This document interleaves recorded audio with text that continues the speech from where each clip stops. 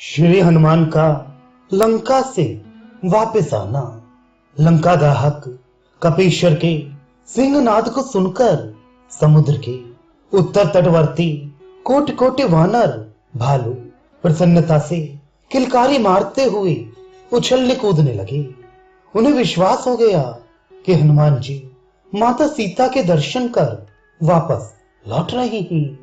शूरवीर महाबली वानर और भालुओं का समुदाय उत्तर तट पर बैठा हुआ कंदर्प कोटि लावण्य श्री रामदूत की अपलक नेत्रों से प्रतीक्षा कर रहा था। कपिप्रवर श्री मरुत आत्मज का सिंहनाद समझकर उन्हें देखने की इच्छा से वीर वानर भालू एक वृक्ष से दूसरे वृक्षों पर तथा एक शिखर से दूसरे शिखरों पर कूदने लगे। कुछ वानर सर्वोच्च गिरी शिखरों पर चढ़कर अतिशय प्रीतपूर्वक स्पष्ट दिखाई देने वाले वस्त्र हिलाने लगे। उसी समय परम वेगशाली बृहत्काय हनुमान जी महेंद्र गिरी के शिखर पर उतरे। गोदेज हितकारी परम प्रभु पाप ताप के निवारण धर्म की स्थापना एवं उसके अभ्युदय के लिए प्रत्येक युग में अवतार धारण करते हैं। उन प्रभु की मधुर एवं मंगलमय लीलाएं आश्चर्यजनक होती हैं, किंतु उनसे संपूर्ण धरा का परम हित होता है। आनंद रामायण में भगवान श्री राम के किसी कल्प की अवतार लीला में पवन पुत्र की अद्भुत कथा उपलब्ध होती है, जो संक्षेप में इस प्रकार है। दशग्रीव की सोने की लंका फूंक कर श्री केसरी किशोर जगजननी जानकी के समीप पहुंचे। उन्होंने माता के चरणों में प्रणाम निवेदन कर कहा, मां, आप मेरे कंधे पर बैठ जाएं। मैं आज ही समुद्र पार कर आपको प्रभु के दर्शन करा देता हूं। वैदेही ने उत्तर दिया, बेटा हनुमान, मेरे अनुपम शूरवीर प्राणनाथ को यह स्वप्न में भी सहन ना होगा कि मुझे अन्य कोई मुक्त कर ले जाए। रावण वध एवं मेरा उद्धार उन्हीं के कर कमलों से होने में उनकी और मेरी शोभा है। इससे तुम्हारे स्वामी की कीर्ति भी बढ़ेगी। तुम्हें चूड़ामणि और मुद्रिका ले जाकर प्रभु को दे देना और उनसे प्रार्थना करना कि वे यहाँ पहुंचने में तनिक भी विलंब ना करें। श्री आंजनेय ने माता प्रदत्त चूड़ामणि और मुद्रिका अत्यंत आदर पूर्वक ले ली और माता के परम पावन पाद पद्मों में प्रणाम कर लौट पड़े। हनुमान जी उछलकर समुद्र तटवर्ती गिरी शिखर पर चढ़ गए। पर्वत उनका वेग सह ना सका, चूर्ण हो गया। उसी समय लोक पितामह ने श्री पवन आत्मज के द्वारा लंका दहन के विस्तृत विवरण से पूर्ण एक पत्र श्री राम को देने के लिए हनुमान जी को दिया। श्री रामदूत चतुरानन का पत्र एवं माता जानकी की चूड़ामणि और मुद्रिका लेकर समुद्र के ऊपर वेग पूर्वक उड़ते हुए चले। वे भयानक सिंहनाद करते जा रहे थे। उत्तर दिशा में समुद्र के पार जाने पर वे नीचे उतरे। वहां उन्होंने भजन करते हुए एक मुनि को देखा। हनुमान जी ने उन विरक्त मुनि से कहा, मुनिवर, मैं भगवान श्री राम के आदेशानुसार उनके प्राण प्रिया जनक दुलारी का पता लगाकर समुद्र पार से आ रहा हूं। मैं तृषाधिक्य से व्याकुल हूं। कृपया कोई जलाशय बताइए। तपस्वी मुनि ने जप करते हुए अपनी तर्जनी उंगली से जलाशय की ओर संकेत कर दिया। जब हनुमान जी तपस्वी मुनि को अपनी लंका यात्रा का विवरण सुना रहे थे, तब अपनी उपलब्धियों की स्मृति से उनके हृदय में बड़प्पन की भावना का स्फुरण हो आया। भगवान ठहरे भक्त गर्वापहारी वे श्री हनुमान जैसे आदर्श सेवक के हृदय में बड़प्पन की भावना का सूक्ष्म से सूक्ष्म स्फुरण भी कैसे सहन कर सकते थे। तत्काल उन्होंने उसके प्रशमन की व्यवस्था कर दी। श्री पवन पुत्र चूड़ामणि, अंगूठी और विधाता प्रदत्त पत्र को जप करते हुए मुनि के समीप रखकर तृषा शांत करने के लिए जलाशय की ओर चले गए। उसी समय मुनि के समीप उछलता कूदता एक बंदर आया। उसने उस मुद्रिका को उठाकर साधु के समीप रखे हुए कमंडल में डाल दिया और फिर वहां से चला गया। जल ग्रहण कर हनुमान जी लौटे। उन्होंने चूड़ामणि और पत्र के साथ मुद्रिका ना देखकर मुनि से कहा, मुनिनाथ, वह मुद्रिका क्या हुई? मुनि ने कमंडल की ओर संकेत किया। हनुमान जी ने कमंडल में हाथ डाला तो एक ही साथ उसी आकार प्रकार एवं रूप रंग की श्री राम नामांकित शत शत मुद्रिकाएं निकल आईं। श्री पवन पुत्र ने पुनः कमंडल में हाथ डाला, फिर वैसी ही सैकड़ों मुद्रिकाएं निकली। उन्होंने कमंडल से सहस्त्रों अंगूठियां निकाली, पर कमंडल की अंगूठियां समाप्ति नहीं हो रही थी। उनकी लाई हुई अंगूठी कौन सी थी? महावीर अंजनानंद वर्धन समझ ना सके। उनके आश्चर्य की सीमा ना रही। चकित श्री पवन नंदन ने मुनि से पूछा, मुनिराज, इतनी मुद्रिकाएं कहां से आईं? और इनमें मेरे द्वारा लाई हुई मुद्रिका कौन सी है? वयोवृद्ध मुनि ने उत्तर दिया, प्रत्येक अवतार में श्री सीता हरण के उपरांत जब जब श्री राघवेंद्र सरकार ने पवन कुमार को उनका पता लगाने के लिए भेजा है, तब तब हनुमान लंका में सीता से मिलकर यहाँ अंगूठियां रखी हैं और बंदरों ने उनको उठाकर इस कमंडल में डाल दिया है। इनमें तुम अपनी अंगूठी पहचान कर ले लो। हनुमान जी का गर्वांकुर नष्ट हो गया। आश्चर्यचकित हनुमान जी ने मुनि से पूछा, मुनीश्वर, आज तक कितनी बार श्री राम ने अवतार ग्रहण किया है? मुनि ने उत्तर दिया, कमंडल से मुद्रिकाएं निकालकर गिन लो। हनुमान जी अंजलि भरकर अंगूठियां निकालने लगे, किंतु उनका अंत नहीं हुआ।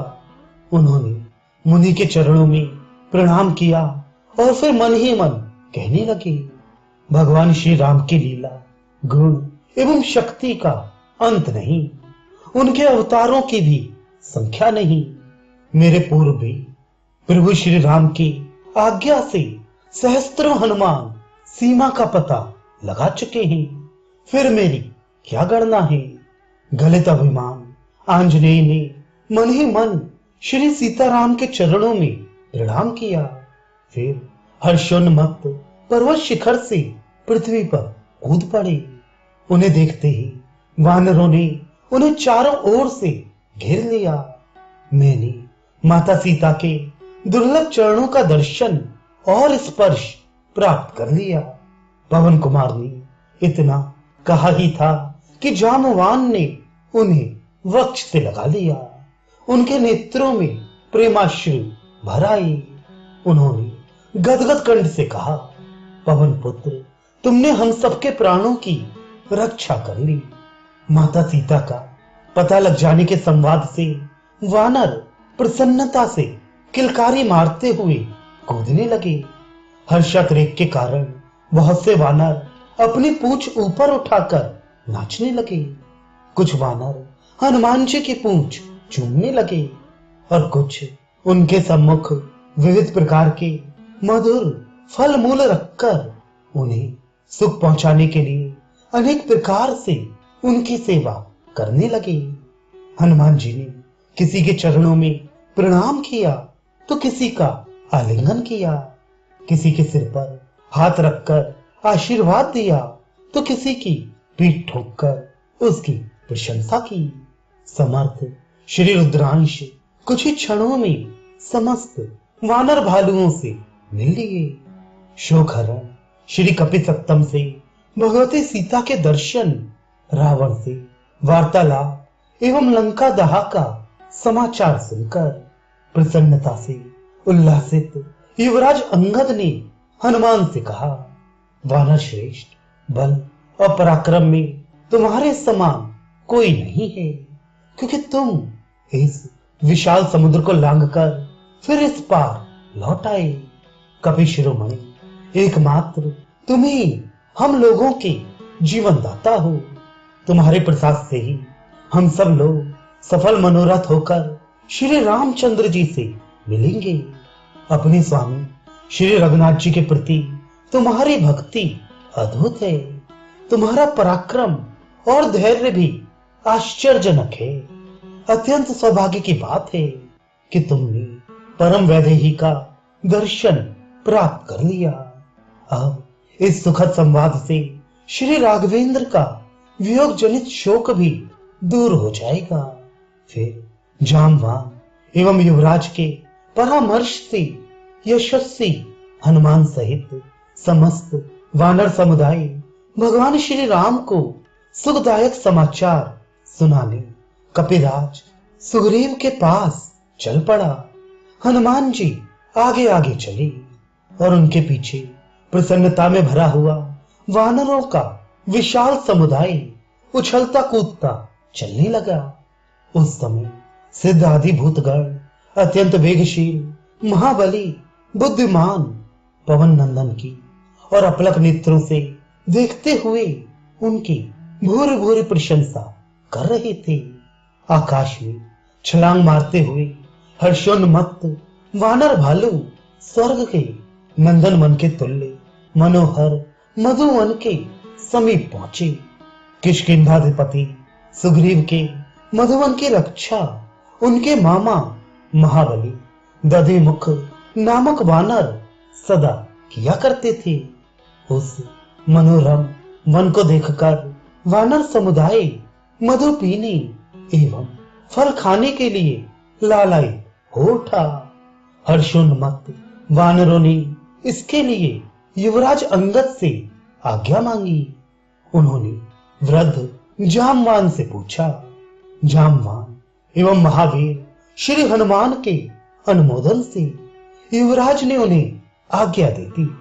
फिर क्या था, प्रसन्नता से भरे हुए पिंगल वर्ण वाले वानर मधुवन के सुगंधित फल मूलों का भक्षण एवं मधु का पान करने लगे। वानर मधु पीकर मत्त हो गए। माता सीता का संभाग प्राप्त होने की प्रसन्नता से मधुमत्त वानरों की बड़ी विचित्र स्थिति थी।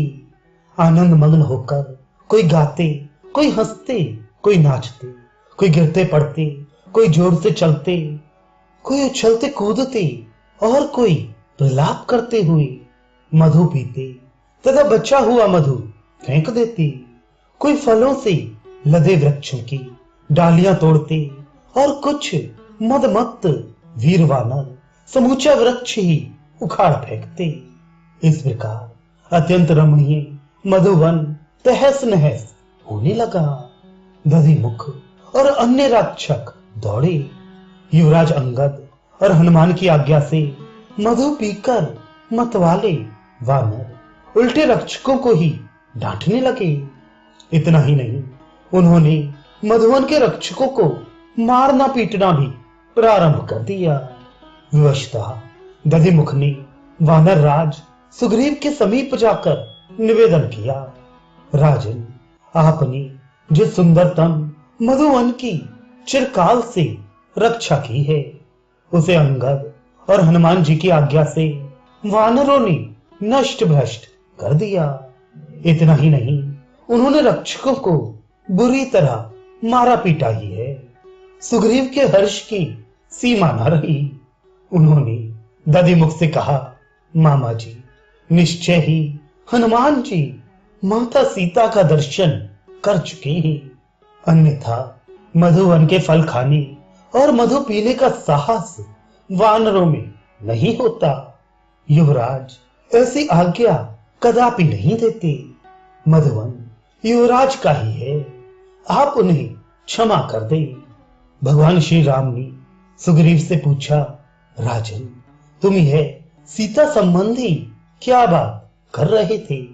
सुग्रीव ने विनय पूर्वक उत्तर दिया, प्रभु, लगता है हनुमान जी माता सीता का दर्शन प्राप्त कर चुके हैं, अन्यथा वे लोग मधुवन के फल खाने और तहस नहस करने का साहस नहीं कर सकते थे। सुग्रीव ने दधिमुख से कहा, मामा जी, आप जाकर उन लोगों से कह दें कि वे माता सीता का समाचार सुनाने के लिए प्रभु चरणों में यथाशीघ्र उपस्थित हो। दधिमुख चले गए। भगवान श्री राम और लक्ष्मण के मुख पर प्रसन्नता की लहर देखकर वानर राज सुग्रीव भी आनंदमग्न हो गए।